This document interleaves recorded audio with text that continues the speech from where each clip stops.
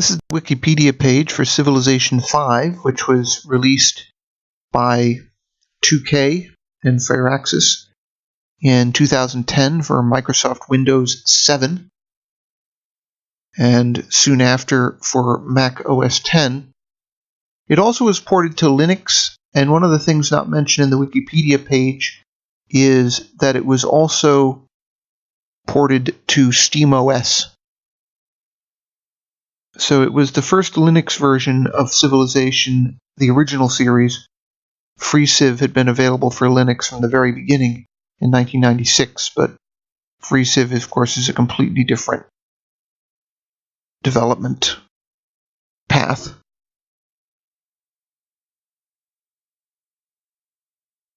Steamworks was also supported from the very beginning. It's also not emphasized here, but it's handy for multiplayer, of course. And there are quite a lot of add-on packs for Civilization 5, and I'm not even clear on which ones I have installed because I bought a boxed DVD from a store that included the Brave New World add-on and a whole bunch of other things, but I don't actually know how many of these I have installed. See if this screenshot is any good. It is not. I wasn't originally planning on looking at that. One thing that's hard to see in that picture, obviously in the playthrough it'll be better, is that game squares were basically abolished in favor of game hexes, and the director of the project, Jon Shafer, had copied that from Panzer General, which was actually a very, very old game from 1994. But that has since become the standard not only of the original Civilization series, but also FreeCiv. Although FreeCiv gives you a choice of whether you're going to use hexes or squares, actually.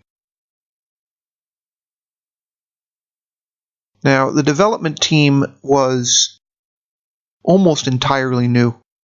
So if we take a look at the list here, Jon Shafer was the director. Jon Shafer was formerly a Civilization modder, so he built add-ons for Civilization 3 and 4.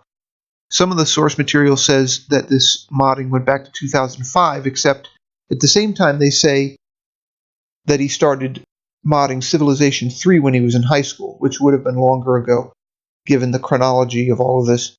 He joined the Civilization 5 project in 2007 when he was 21 years old, which probably indicates that Sid Meier was very impressed by him. And it took 3 years to finish because they built an entirely new 3D game engine to replace the Gamebryo engine called Knorr, which I'm still trying to get more information on. Other people on the team included all of these people. So Ed Beach, Scott Lewis, Tim Kipp, Brian Wade, Dorian Newcomb, Chris Hickman, Brian Busatti, Michelle Menard and Paul Murphy, and then they had music composers Geoff Knorr and Michael Curran. Geoff Knorr actually had a lot of other projects he worked on. So here are some of the team members' web pages. Note carefully that actually very few of these people have Wikipedia pages yet. So here's Jon Shafer, the director of the project, who was very influential. He was not a hands-off guy. He put a tremendous amount of work into Civilization 5.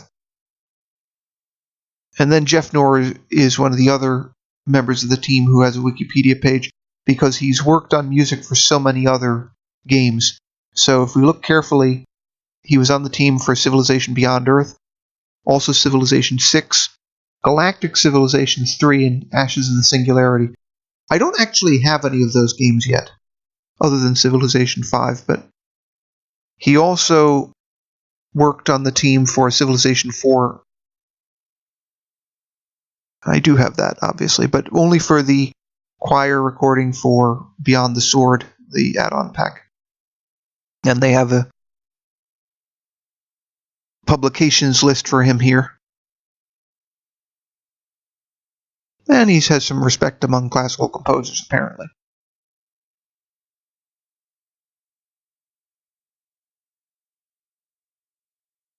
Then another star, or sort of star, on the team was William Morgan Sheppard, who just died this month, actually, and they gave him an obituary on the Steam community site.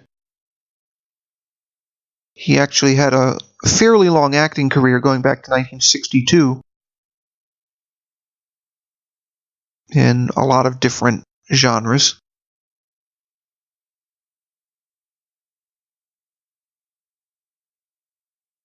Made a few appearances in Star Trek, for example.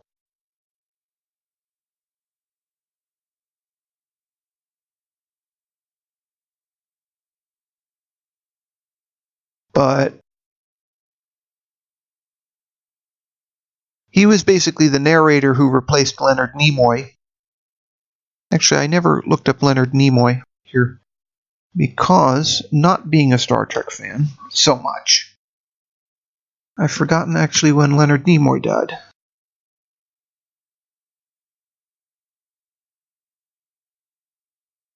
So Leonard Nimoy would have still been alive during the development process, but for whatever reason, he didn't return for Civilization V.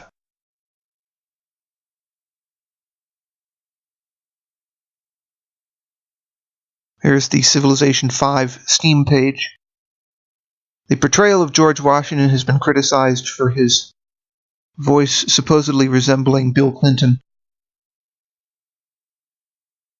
And Bill Clinton wasn't even from Virginia, for that matter. Although Bill Clinton didn't voice George Washington. So it has a 95% positive reviews, so it can't be too much of a liability to have George Washington sound like Bill Clinton in a video game. Although this rating is much, much higher than it used to be. It used to be down in the high 80s, which isn't to say that Civilization V was badly received, but it took a while for it to grow on people. There were actually a number of issues with it. The lore game engine wasn't necessarily it. Unfortunately, as I said, it's hard to get information about it. This is an article that supposedly explains the lore game engine, except the problem is I can't see lore mentioned by name anywhere in this article. Supposedly lore is an acronym Low Overhead Rendering Engine. That's what it's for. So this is the closest to the Game Developer Magazine article being cited in Wikipedia. If I go look for low overhead, I can't get the search to come up. So apparently whoever wrote the Wikipedia article was just looking for an article to cite, and they had a different source for lore's name. It might be that they attended the GDC 2011 convention, or possibly, for all we know, Jon Shafer himself actually wrote the article, because Jon Shafer actually composed the engine. He built everything from the ground up. As I said, he was not a hands-off developer at all. He was very, very serious about this project.